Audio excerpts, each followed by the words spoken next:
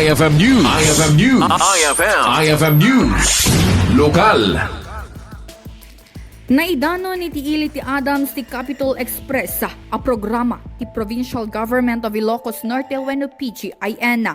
Iti panagbitla ni Governor Cecilia Araneta Marcos sa iti gobyerno provincial ti mismo adimano iti nasa lugar tapno saan na kasapulan adagiti umili ti agturong iti Kapitolyo tapno maala dagiti tulong a maipaay kadakwada.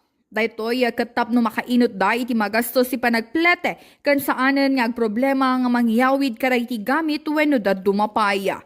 Kabayatan na, dagiti serbisyo na ipaaya ket libre ang medical kan dental check-up. Agduduma nga agas manipod iti Provincial Health Office, wheelchair kan crane, eyeglasses, bisikleta iti tunggal barangay, kalaman si sidling kan da dumapay a pampinansyal at tulong. Nandito na lang kami na po ang pupunta sa inyo. At kaya po, tinuloy ko na rin po para naaalagaan ko kayo ng maayos. Hindi na kayo magbiyahe-biyahe. Ti Capital Express kat nirugyan ni dati a Governor kan Itana kat ni Senator Amy Marcos ngayon tultuloy ni Vice Governor Matthew Marcos Manotok iti isuna ti Gobernadora kan tatana kat intultuloy ni Governor Cecilia Araneta Marcos. Para iti IFM News, Idol Bernadette Toledo, Tatak, IFM. IFM News. IFM News. IFM News. Lokal.